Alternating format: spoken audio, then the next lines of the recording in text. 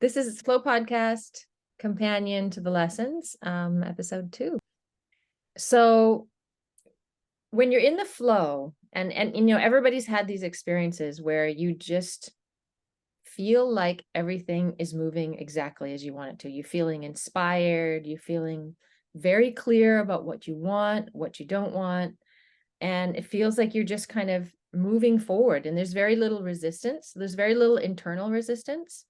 So if you can just remember back to a time when you felt that, right? That's on one end of the spectrum of clarity and of flow and inspiration. And it's like all your energies are moving forward kind of in alignment with each other, right? There's not a lot of hesitation. There's not a lot of doubt. There's not a lot of, okay, different parts of yourself going, but wait a second, are you really sure you can do that? There's not a lot of that monkey brain chatter slowing you down. That's what clarity feels like. That's what being in the flow feels like. So for most of us or for most people, until you learn to do this regularly, that's a rare thing, right? And so what's the opposite of that? Well, the opposite of that is you're not sure. You're feeling like, I call it churn. You're feeling like this churn of everything, negative emotion, doubt, not sure. What do I really want? You're not even really sure what you want. And that's in a way the biggest thing to get clear on. What is it that you want? So maybe let's start there. You have a great story around this, Kate, about, specifically about this course and your involvement in it. Like it kind of more, right? Things, they don't just come all set, they morph and they evolve, and that's kind of how life works. And so we asked you to be a part of it, and you said yes, and then we got going, and then it's like more stuff came in, and then it, like, tell your story around that, and something that was clear became less clear and now has kind of become clear again. Yeah, sure. So I'm at a very interesting point in my life where my career is kind of morphing and changing because I've gone freelance, which I've never done before. And when you're freelance, a lot of people come to you with opportunities and you're super excited. And one thing that I've always done in the past is overcommit to things, because when you first hear the idea, you get all excited, like, I want to be a part of this, I want to build this, I want to, like, you have all of these visions in your head about your involvement in this process. And so when flow came, into my life through Bodhi and through you, I became super excited. And at first it was like, oh, let's just edit some videos. And I was like, no, I feel like this deserves its own home. It sounds like it's going to be a really big thing and we should start building this now. And I got so ahead of myself because I feel like I was in that flow state, especially because I was just starting to learn about what flow was. And I just like went crazy. I did so much work and so much research and so much, like, what would this look like? How could I, go and build this entire like thing to like fully bring this vision into a like digital space? And then the confusion came where it's like, I have so much going on. I can't be dedicating 6 hours of my life, like every single day or however long, to working on this, because I have other commitments, other projects. I have, a work-life balance. I made the decision to reach out and essentially say, like, hey, I love this project, but I need to find a balance. And I think it was a long little time of figuring out what that balance was and figuring out what my involvement in flow looked like. But by thinking about it and spending time and truly looking at what I want to do, like, for example, I love painting and I want to do art and I want to do all of these different projects and help people, and committing to one thing for the long term, because it sounds like my involvement in flow will only grow. And if I was to be just like the whole brand manager now, like, I don't see myself being able to commit to the like level of responsibility that flow needs, while also working on the projects that have always felt true to me and always felt like something I want to be working on. So instead of letting things pile up and get out of control and basically be like, I'm sorry, I can't do this because like I have so much else going on, I just decided to draw a line in the sand and be like, I can't do this right now. I don't think that I'm the right person for this big role. And then initially I was like, let's just cut it. Like, I'm sorry, I can't be part of it. And then you were like, do you want some level of involvement? And I was like, well, yeah, like I'd love to still be a part of it. And so we settled on, social media manager, which I think is a Right. much better role for the moment because yeah, I feel good with the commitment. Yeah. Yeah. And I felt like, and this is a lesson sort of for everyone listening, that like when because when Kate reached out, she said, I feel really bad that, I feel like I've let you down, and all this. And I said, I really respect the fact that you are speaking your truth, and good things come from speaking your truth. And there are ways of speaking your truth, like with kindness, right? With awareness, with like, it doesn't always have to be all or nothing. And in fact, that's in a way what flow is. Flow is that middle ground where it isn't necessarily all or nothing. It's because most of life is kind of in between, right? There's good moments, there's bad moments in everything.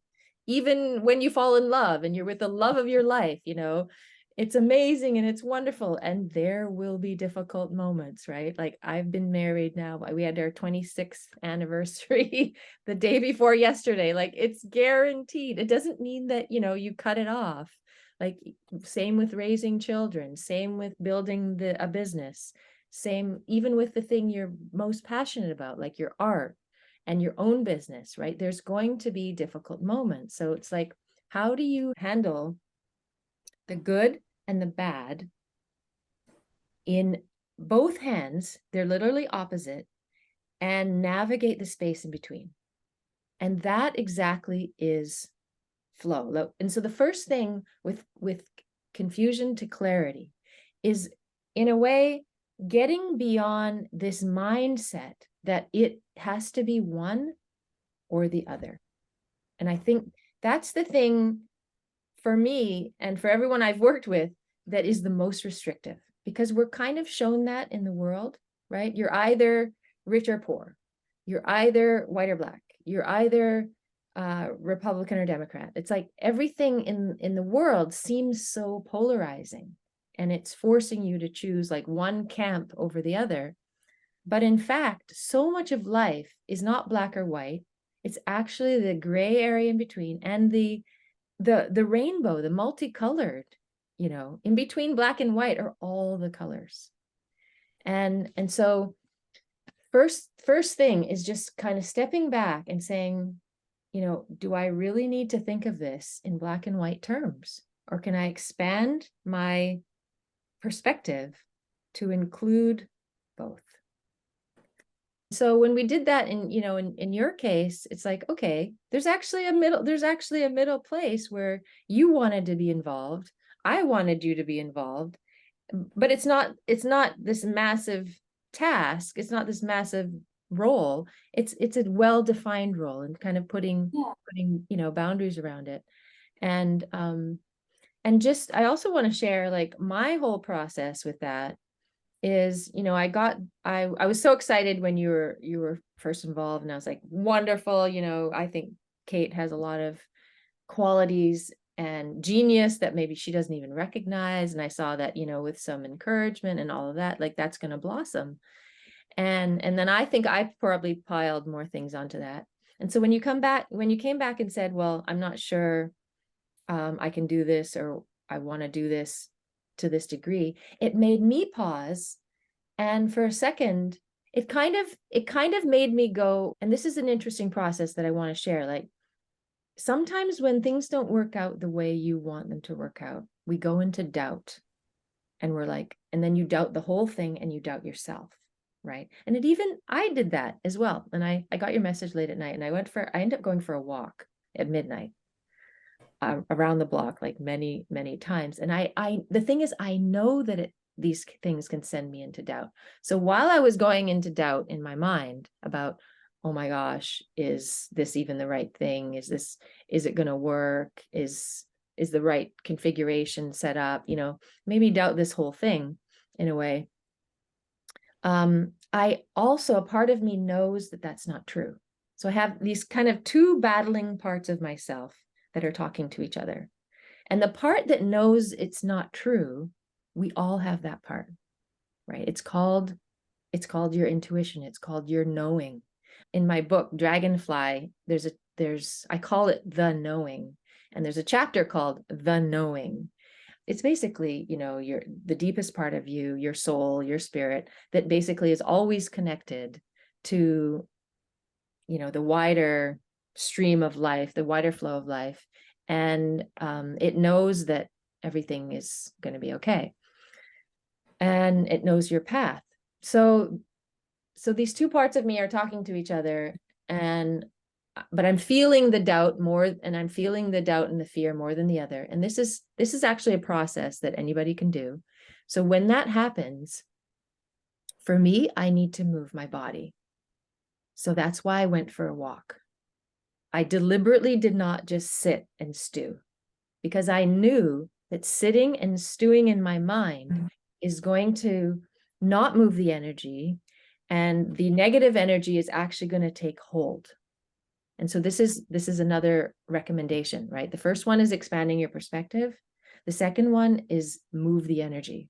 And for different people, it may be different types of movement. Maybe you like being in the ocean. Maybe you like, getting out in nature. I don't live right next to the ocean, but I do live next to a park with trees. And so just getting out, and even if you live in an urban environment, just getting out, walking and moving your body, moves the energy around. And so I ended up going for a walk for, many times around this area. It ended up being several miles. And I could literally feel my thinking and perspective changing with every round of the block. By the end, what I realized was, because I know this is happening for me and not to me. And so I was looking for the part of how this is for me. And what I realized at the end is that, okay, there's something else opening up. Well, because while one door is closing, we sometimes go into fear, like, oh no, oh geez, that's not working out. Everything is wrong. Everything's not working. Why am I hitting a wall? But everything in life does happen for you if you're just able to see it and you're open enough to see it. And so I knew that this one ending would be the beginning of something else. Because as one thing ends, another begins. But I didn't know what that was. And by the end of the 3 miles, I got a glimpse as to what it was. And I mentioned to you, if there's someone else that's meant to be involved. And I was like, why didn't I see this before? Right. I had even had a call set up with her already the next day. And so it was just like literally perfect timing. And I had a call with you set up the next day. And so it all just kind of came together the next day. And then, so your role got more well-defined, her role got expanded and opened up. And now I feel like, okay, we have the right configuration of people involved. So in that whole process, I guess that's a story behind it with some of the science and then some of the tools. There's the perspective shifting. That's number one. There's the moving your body, right? Number two, as you feel yourself going into fear and doubt, move your body, get going, move the energy around. Don't just sit. And then the third thing is like trusting and knowing that there is something in this for you. And so in a way, that's body, mind, spirit. And like everything with flow, all the tools we ever share in any of these lessons are body, mind, spirit, because those are the 3 parts of any human being. And when you get those 3 parts lined up and you elevate each of those parts just a little bit, it feeds into the next, right? So the body movement feeds into the mind, and it gets the mind thinking differently, opening up. and it feeds into the spirit and gets your heart feeling more hopeful. Each one affects the other. And so instead of spiraling down, you come back to neutral, and then eventually you start spiraling up. And so this is kind of an example of how that happened. So when something happens, people can, or I guess like I can in my life, take a second to figure out what my perspective is or shift my perspective, and then move my body, and then trust that the decision I've come to is based on intuition and the knowledge that I have, and so that it's probably the right decision. Yeah. And journaling helps with that process, right? It requires some digging into, some thinking, some analysis, some awareness. And all of that, all that awareness requires a lot of deep breathing, right? Because when you're gripped by fear, where you often are in these moments, whether it's a strong fear or just kind of a nagging sense of doubt that just kind of pulls on you for days and weeks sometimes, right? Doubt can be one of the most insidious forms of fear. All the negative emotions, in a way, are different forms of fear, including confusion and lack of clarity. It's so mild sometimes, but it's so persistent that you kind of feel like it's normal, right? To just be constantly doubting yourself throughout life. But it's actually not normal. It's not part of your main operating system. Your core being knows who you are, knows why you're here. But we learn all this other programming on top of that, which kind of tends to cover that up. So it's not really learning something new. Like, this whole flow course really isn't about learning something new. You actually know all this already at the deepest part of yourself. It's just kind of accessing it and honestly just remembering it. And so this movement from confusion to clarity isn't so much, okay, I got to go out and learn how to get clear. No, you already know how to be clear. In fact, the deepest part of you already are clear. It's just kind of washing away the grime and the dirt and the whatever that's kind of covering that up, right? So I'm always looking for ways to simplify things. And for me, one of the best ways of simplifying everything is to think of everything I want to change, everything I want to do. If I want to do it to the absolute best, if I want to live my life to the best, if I want to perform the best, if I want to have the best business, the best impact, the best whatever, what I need to do is harness the three parts of myself. My body and my physical ability and my strength and my health and all of that.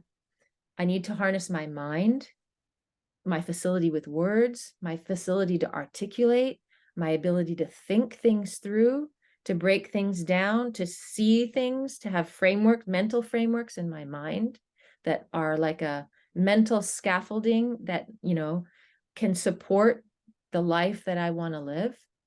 And then the third thing is I need my spirit to basically be full of love, to be full of connection, to feel like I'm supported by life, so that I can have the inspiration and the energy and the belief to move forward with what it is I want to do, right? Because I might think it's the right thing, I might have all the energy, but if I don't believe in it, if I don't think I can do it, if I don't feel that inspiration, I'm never going to do it.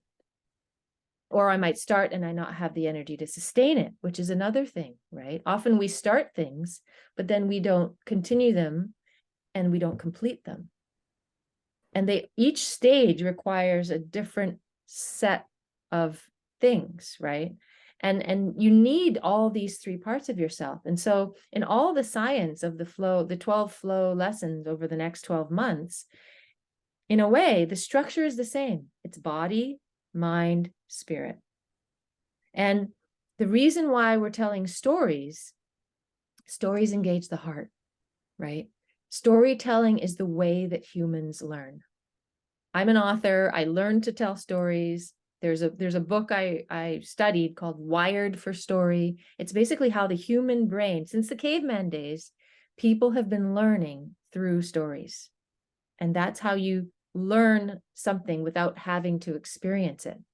Because if you had to experience every single thing in order to learn it, we'd all be dead, right? We'd all have made the mistakes that cause us injury, that cause us harm, and then not be able to recover from it and continue on. So we learn from other people's mistakes, we learn from other people's successes, and then we incorporate them into our story, and that's how we move forward. So story engages the heart. It also engages the mind. Science is mostly engaging the mind, like with the structure, with the steps, with the premise and the process under which you undertake something. And then the body is the exercise, like what do I do? How do I actually do this in my day? And so this is going to be the monthly structure of every single flow lesson. The first week, we're going to focus on the story, and the story is going to explain why, like someone's personal experience through this step. Why are they doing it? What does it bring you? What transformation does it create? What did it do for them? What is the premise behind it? And then the science, okay? Why? Like, what is actually going on in the brain? What's going on in the body? How is the chemistry changing? And then the third week is going to be an exercise, like I call it school, like school work, but I don't like to think of work. I like to think of play, because it is play. You're up leveling your life. And how is that not, play in a way? So there's something you do every single day, whether it's the breathing exercises, whether it's thinking exercises, whether it's affirmation or gratitude exercises. There's something you can do every single day. Maybe it's just even physical, like walking around when you go for a walk around your block, you look up at the sky and you're like, just take it in that, life is for you, not against you. There's always something you can do every day. And then the last week of the month is going to be other people's stories and other people's words, of how it's affected them, how that month's exercise or lesson, how they've taken it in, because we learn not just in isolation, but we learn in community. And so hearing how other people have responded or integrated the lesson into their life in that month, I think will add a lot of richness to the course as well. Do you find that some people struggle with mind, body, and spirit, like with one part of it over the other? Because I feel like there's some parts that I'm like, I got it, like easy, like let's do it. And other parts are like, yeah, that sounds great, but I have no idea how to do that, Okay, so which for you, okay, so which part is easy and which part is hard? I guess I don't know where this would fall, but like I'm really great at starting things and doing things that I'm passionate about, but I think it might be the body, like the doing stuff, where like sometimes bringing myself to do a task that doesn't feel like it's contributing to something, like in a positive way, if it's like a minutia sort of task, it's hard to do those because I'm like, what am I doing? Like, how is this changing the world? Which it's not, but like they all add up together to the world. So yeah, I feel like I go with body. Okay, that's a great example. So let's take that specific example. So like admin type things, right? You're great at the inspirational stuff, at the artistic, the creative things, passionate things, and then the administrative sort of tasks that aren't as inspiring to you, I guess you might procrastinate, or they might pile up, or and then they hold you back, right? Yeah. Right. So this is a fantastic example, and it's a great way also for me to explain the two different types of energy, because they really fall into these two categories. And this applies to everything, not just work tasks. So you have yin and you have yang, right? You have masculine, you have feminine. You have a driving forward energy, creative, emanating energy, and then you have a receiving energy. So for you, I mean, like creating something, putting your heart into something, putting love into something, that's that, in a way, that outpouring of feminine energy, right? It's creative. And then for you, the administrative things is requiring, right, that requires focus, that requires discipline, that requires perseverance, that requires just structure and having systems in place. It's not so much engaging your heart, it's just that you have to do it. So that's, for you, that's more like the masculine energy, right? And in a person, usually, I mean, we have both energies, but we usually tend towards one or the other. Some people more than others. Some it's like 60-40, others it's 70-30, others it's 99-1, right? And if you look at your life and you see whatever balance or imbalance there is, you'll know. But if you can get these energies to be kind of like 50-50 in a way, not so much in terms of time or energy you devote to it, but in terms of acceptance. 50-50 in terms of accepting that they are equal parts of the whole. And like you said, without one, you can't achieve your goal. Without the other, you can't achieve your goal. And yet you tend towards one more than the other. What if you were to see this as an opportunity to balance your energy and discover qualities and cultivate qualities in you that you know are not as strong as some others, but you want to cultivate them in order to be at your highest potential, right? Because we all have strengths and weaknesses, but as soon as you know, like, okay, this is my strength, that's easy for me. This is my weakness. I'm going to work on this weakness and I'm going to turn it into a strength. Right? That alone is literally like that level of desire, that level of acceptance, that decision making alone, and that intention setting immediately kicks you on a different path. As opposed to, oh, I don't want to do this, I'm going to leave it as long as possible. I'm just going to cut out the stuff that I really don't like. You see how it's a different way of thinking about it? Again, it's expanding your perspective on it to allow for both as equally important. To know that while you're doing your administrative things, it's teaching you something. It's teaching you focus. It's teaching you discipline. It's teaching you perseverance, which are all things you need in order to reach your goals. And, you know, as a businesswoman myself, like what I do, the way I do it is I reserve certain periods of time for those kind of activities, because it is a different part of me, and there is a switching cost. And so I actually reserve, like, sometimes I'll reserve like 1 day a week for that kind of stuff. Or maybe I'll, you know, depending on what's needed, it might be a certain part of the day. Like I'll reserve like an hour or 2 hours in the day.